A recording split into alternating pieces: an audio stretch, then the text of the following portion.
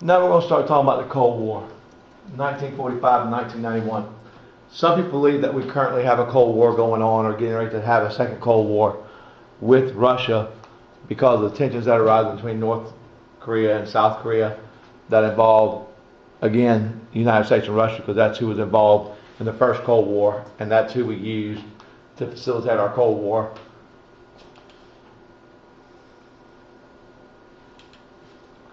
What was the Cold War? By definition, the Cold War is a period of tension, threats, and competition between communist-led nations such as the Soviet Union and anti-communist nations such as the United States. The United States was attempting to block the spread of communism, while, as we all know from imperialism, most communist countries try to spread their communism through imperialism. What we did during the Cold War was we used other countries to help us spread democracy, and the Soviet Union did likewise with the spread of communism. The Cold War began at the end of World War II in 1945 and ended with the breakup of the Soviet Union in 1991. Now, the Soviet Union has another name now. It's now Russia. The U.S. and Soviet Union never attacked each other. Very true statement. They didn't. Instead, what they did is they did something we're going to talk about later called proxy wars.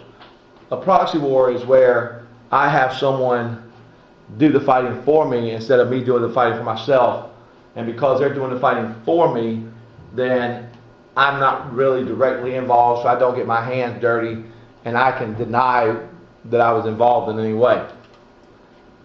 The superpowers, us and Russia, obviously were the superpowers. We're a superpower because we were the strongest, most reliable, most dependable democracy. We had an economic system of capitalism, which means that we let people make money. We didn't tell them how much they could make or what they had to do to make their money. We just let them do basically what they wanted, as long as it's legal. The Cold War goal, we wanted to stop the spread of communism, which is what I talked about a minute ago.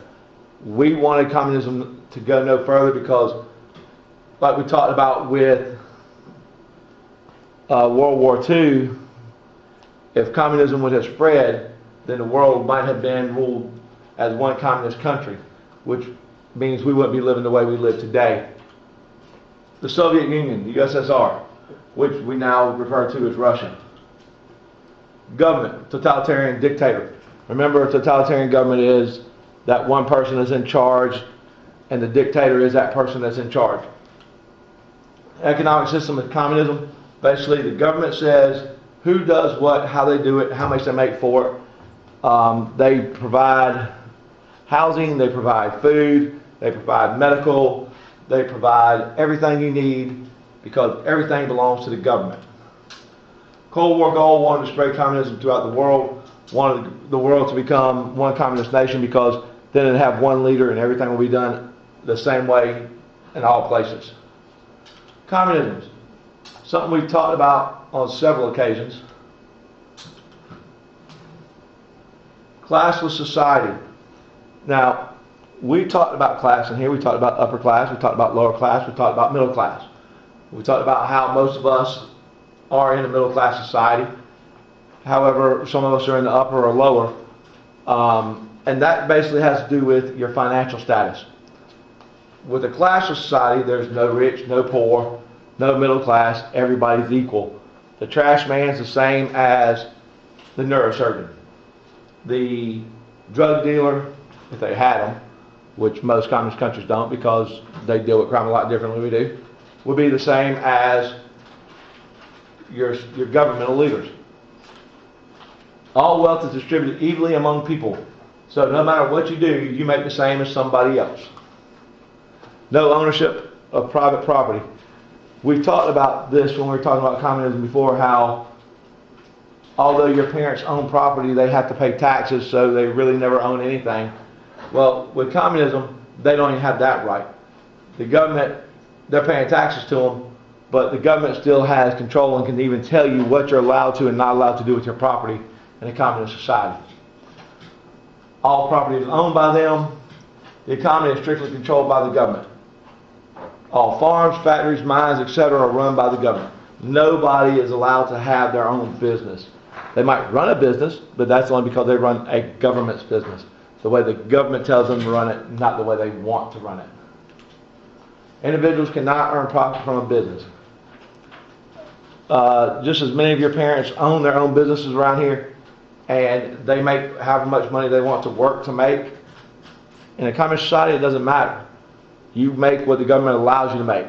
You don't profit from the business. All the money made goes back to the government, and the government gives you what portion of it they want you to have, which is pretty much the same as everyone else's portion.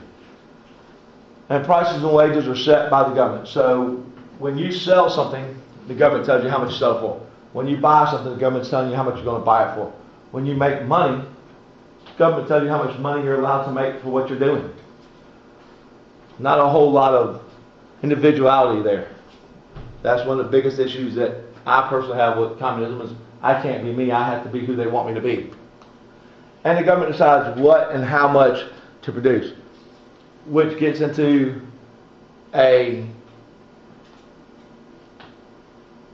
sticky situation from our perspective, because we like to be able to make more money because we have fewer products and people want to pay us more.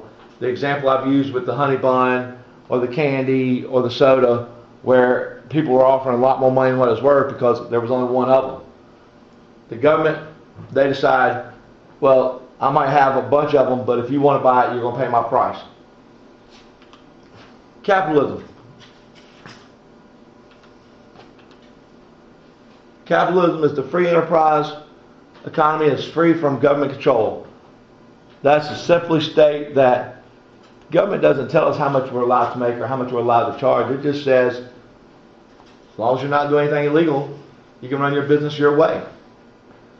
Individuals are allowed to own property, which we talked about. The only time, or the only restriction on owning that property is you got to pay taxes, which in some people's eyes means that you never really own it because you don't pay your taxes. The government can take it, but it's still a far cry from the way the communists do it, which is you don't own it, you don't have control of it. Businesses are privately owned and operated for profit. Government does own some businesses, so let's not confuse this. The government does own some businesses, and they do run some businesses, and they do tell some businesses how they're allowed to operate through regulations. They don't put their hands in the day-to-day operations and tell the people how much they're allowed to make or how much they're allowed to sell their products for, usually, unless they're trying to rip people off by gouging prices during an emergency or something of that situation, that type of situation. The economy is driven by competition, which we've also talked about. The more you make and can sell, the better your profit. But if you make too much and the market's oversaturated, you don't get to make that much money.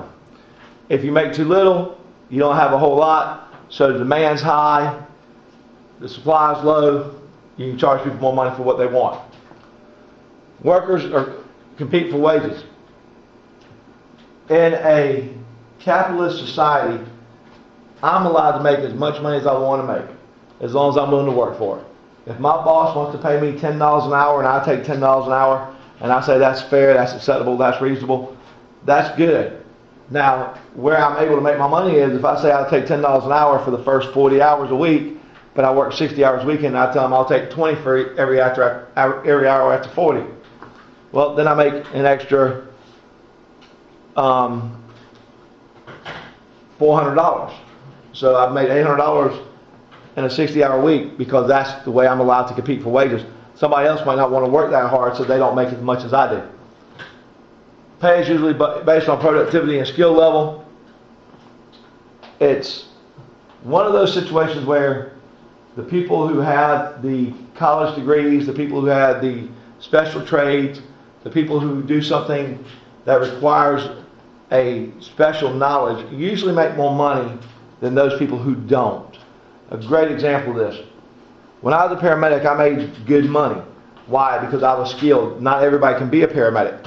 However, no knock on McDonald's, but if I'm making Big Macs at McDonald's, I'm not really skilled because they have that chart there that shows me how I need to make everything step by step by step. So in order to make more money, I go and find a job that requires a special skill, paramedic. That's why paramedics and police officers and teachers and lawyers and people like that make more money. The more education you have, the more responsibility you have with that education you have, usually equates to more money. Market economy. Wages are negotiated at a workplace. We don't really have a market economy when it comes to being teachers. The salaries are set by the districts we work for. They tell us, well, you've been teaching for 2 years, you make this amount of money. You've been teaching for 20 years, you make this amount of money. Whereas in the private sector, if I worked for a tutoring company, I would be able to negotiate what price I felt was fair for the work that I did. So a market economy allows me that flexibility to have them pay me what I believe I'm worth versus what they believe the job is worth. Prices are negotiated in the marketplace. If you go and buy a car with the market economy, you can say, I see you have a sticker on the car that says $37,000, but I'm not willing to pay $37,000. I'll pay you $33,000 and we'll call it a day on the car. Well, with the market economy, that might work because they know that they'd rather sell that car to somebody who's got $33,000 that can pay for it today versus wait for somebody who might not have it tomorrow. Society is divided in classes. Without a doubt, we are a class society. We worry about who's got what. We worry about who's better than who financially. We worry about who's better than who in their living conditions. So yes, we have a rich, middle class, and a poor class or lower class. Our rich is the upper class. Our middle class is middle class, or those who are just live comfortably. And the poor are those people who, in most cases, actually receive government assistance because of the fact that they don't make that much money. They don't have a lot of money coming in. Now, during the Cold War, everybody's got to have an alliance. We talked about alliances. Alliances are nothing more than friendships. So our friendships, if you look at the map, you can see the United States and its allies, as well as the Soviet Union and their allies. Now, one of the things you notice, there are countries that really didn't have a dog in the fight. They didn't care. Our allies for the Cold War, in a lot of cases, were the same allies we had during World War I, World War II, in some ways. So we're going to dig deeper into this when we actually get to the point where we can break out a map and do a little digging and find out exactly who was part of the Allies, or allies at the time, and who was part of the Soviet allies. Europe after World War II. You see where all these countries were broken up. We talked about how different countries were formed as a result of World War II. This is the map that shows you that. This map shows you how different countries were governed by different governments. How some countries became one big country and were governed by a central government. Now, communism in Europe, it's been able to spread a lot, but it's been like an ebb and flow. It comes and it goes. It's got waves to it. Society, Soviet military occupied countries in Eastern and Central Europe during World War II.